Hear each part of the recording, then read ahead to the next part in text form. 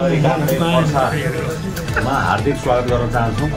आज हामीले विशेष गरी यो यहाँहरूसँग चाहिँ जानकारी गराउँ भन्ने हेतुले यहाँहरूलाई आमन्त्रण गरेका हौँ र अब यो अनलाइन स्क्यामको सम्बन्धमा थप यस कार्यालयका कार्यालय प्रमुख अध्यक्ष श्रीमान सुदीप राज पाठकज्यूबाट चाहिँ विस्तृत जानकारी यहाँहरूलाई गराउनुहुन्छ।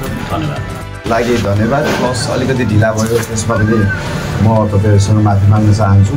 यो विशेष गरी विगत एक हप्ता अगाडि 10 दिन अगाडिदेखि हाम्रो वीरगन्जमा धेरै जस्तो अनलाइन स्क्यामहरू भएको हामीले पाइरहेको थियौँ र सँगसँगै अनलाइन ठगीहरू त्यो पनि एकदमै प्रतिष्ठित चाहिँ संस्थाहरूबाट अनि त्यसपछि गएर यो के भन्छ उद्योगहरूबाट चाहिँ सामानहरू मगाएको त्यसपछि मान्छेले सामानहरू लाँदाखेरि चाहिँ ठगिएको यो खालको जालोहरू धेरै देखिएको थियो। त्यही बिचमा हामीले एउटा प्रेस विज्ञप्ति पनि जारी गरेका थियौँ कि अलिकति अनलाइन स्क्यामहरूबाट बच्नको लागि यहाँहरूलाई अलिकति आफै एक प्रकारले सुरक्षित हुनु होला भनेर हामीले प्रेस विज्ञप्ति पनि जारी गरेका थियौँ हाम्रो चाहिँ यो प्रवक्ता मार्फत।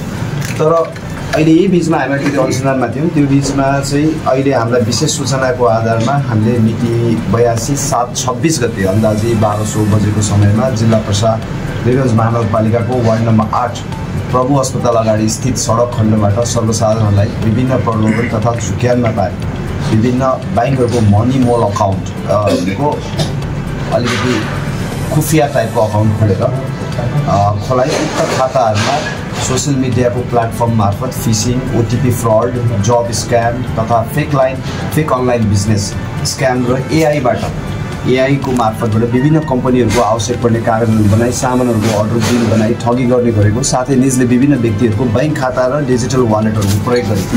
यसमा एउटा सबैभन्दा ठुलो चिज हामीले देखा परेको छ। लगभग 10 करोडभन्दा बढीको अवैध कारोबार देखिएको छ र हुँदा उक्त कार्यमा संलग्न निम्न उल्लेखित व्यक्तिहरूलाई विभिन्न ब्याङ्कका एटिएम कार्ड 43 थान एउटै व्यक्ति मार्फत एटिएम कार्ड 43 थान बोकेको हामीले फेला पारेका थियौँ। सहित नियन्त्रणमा लिई निजहरूको विरुद्ध ब्याङ्किङ कसुरबन्दमा सम्मानित प्रसाद जिल्ला अदालतबाट 3 दिनको थप अनुमति लिई थप अनुसन्धान कार्य भइरहेको। पक्राउ परेकोहरूमा वीरगन्ज प्रसाद महानगरपालिका वार्ड नम्बर 29 मुसुली बस्नेत वर्ष 35 को कृष्णप्रसाद शाह, अयय बस्नेत वर्ष 14 को नाबालक, यहाँ हामीले नाम खुलाएको छैन, र जिल्ला 12 विश्रामपुर गाउँ वार्ड नम्बर 1 बस्नेत वर्ष 21 को राहुल मण्डल। यी लगायत अर्को 2 जना हामीले शङ्कास्पद रूपमा हेरिराखेका छौँ। अहिले हामीले म्याथ थप गरेको व्यक्तिहरू चाहिँ यिनीहरू रहेको छ। बाँकी चाहिँ हामीले यो विषयमा कसरी चाहिँ यिनीहरूले चाहिँ ठगीको धन्दा चलाएको छ भन्नेको एउटा हामी तपाईँहरूलाई लिङ्क चार्ट मार्फत पनि देखाइदिन चाहन्छौँ ताकि भोलिको दिनमा यस्तो कुराहरूमा चाहिँ आम नागरिकहरू नफसोस्, आम नागरिकहरूको पैसा नडुबोस् भन्ने हाम्रो चाहना हो। र सँगसँगै यहाँहरूलाई यही मौकामा चाहिँ हामी सम्पूर्ण प्रसावासीहरूलाई अनलाइन मार्फत हुन सक्ने कुनै पनि घटनाहरू कुनै पनि अप्ठ्याराहरूबाट सजग रहनु पहिला म आह्वान गर्न चाहन्छु।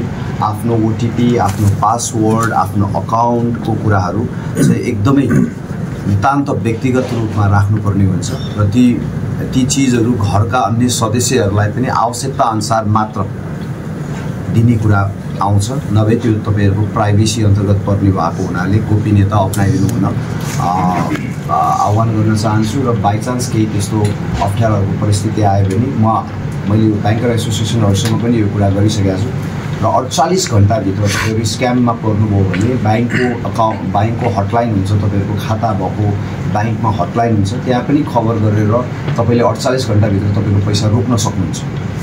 राति पर्ला कहिलेकाहीँ बिहान होला त्यस्तो भयो भने ब्याङ्कको हटलाइनमा पनि 48 घण्टाभित्रमा के अरे फोन गरेर 48 घण्टा समय सीमाभित्र फोन गर्नुभयो भने पनि पैसालाई उनीहरूले चाहिँ रोकिदिन्छ। र त्यसै गरी बाँकी कानुन दायरामा अनुसन्धानको आउनु पऱ्यो भने हाम्रो 100मा पनि फोन गरिदिनु होला। तत्काल अरूको फोन नउठे पनि 100 सबैको हुन्छ र 100 मार्फत चाहिँ सूचना दिनुहुन म सबैलाई आह्वान गर्दछु। धन्यवाद। वर्षावासीहरू नफसुन् भन्ने हो। यसमा तपाईँले हेर्नुभयो भने हामीले यो लिङ्क चार्ट किन देखाइहरू मेन यो मान्छेहरू मेन खेलाडी हो जसले यो मान्छे र यो मान्छेको बिचमा सम्पर्क देखिँदैन।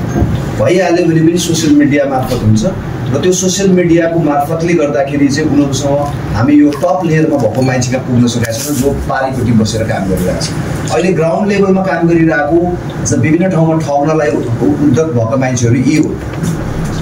यी मान्छेले के गर्यो भन्दा यी मान्छेले विभिन्न व्यक्तिहरूलाई प्रलोभनमा पारेर खाता खोल्न लगायो र आफूले त्यो खाताको बापत चाहिँ यिनीहरूले के गरे पैसा दिए, त्यसलाई एक मात्राको कमिसन भन्नु। जस्तो तपाईँको